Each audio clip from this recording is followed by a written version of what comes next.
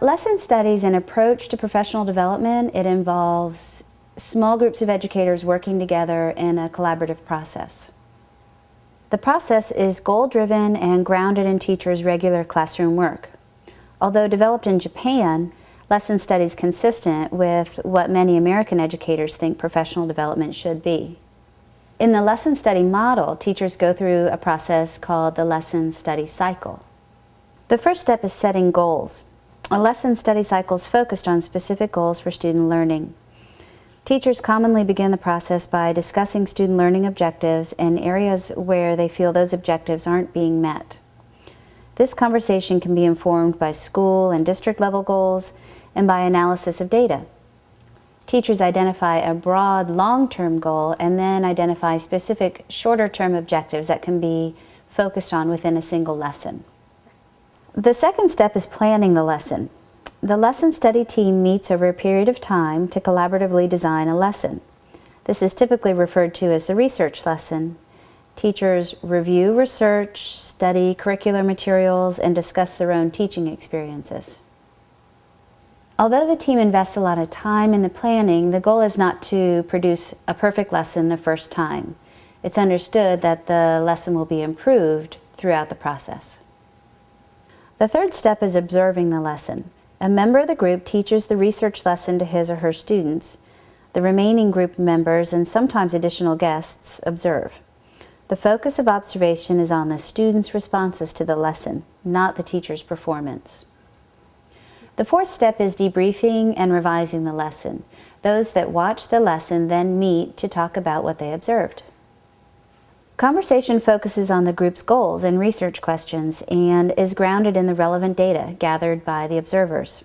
Student work produced is closely analyzed, and based on this debriefing, the group then revises the lesson plan. At this point, teachers may choose to repeat steps 3 and 4. After the revisions are made, the lesson's often taught by a different group member to another group of students. Again, the team members and invited educators observe, and afterwards the lesson is debriefed, and additional revisions to the lesson plan can be made. The sixth step is reflecting on learning. So the group comes together and thinks about what they've learned about teaching and learning as a result of their close study of this individual lesson. Teachers discuss the implications of this cycle for their future practice. The group also contemplates topics their work suggests for future lesson study cycles. The last step is sharing results. Finally, the group's work is shared with other school staff and maybe larger audiences too.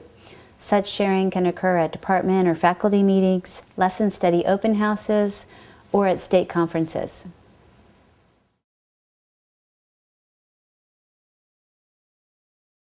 It's important to remember that there's no one right way to do lesson study. It's designed to be a flexible model that can be used across contexts and different purposes.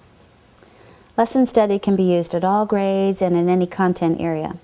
Although groups are commonly made up of teachers who share either grade level or content area, lesson study can be used to facilitate cross-grade or interdisciplinary collaboration.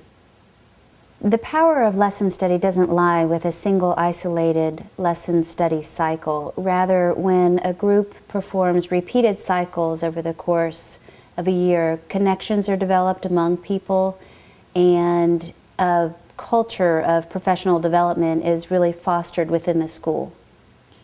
Many resources are available to help you learn more about lesson study. Here are some recommended websites, books, and journal articles that can serve as a good starting point for you.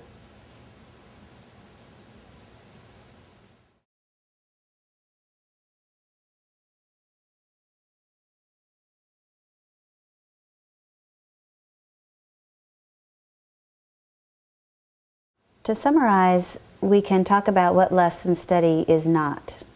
It's not a rigid script or specific content for professional development. And it's not meant to produce a repository of these perfect lessons, and it's not intended to be a miracle panacea. What it is intended to be is this flexible process that supports deep and ongoing systematic learning about what's really happening within the classroom.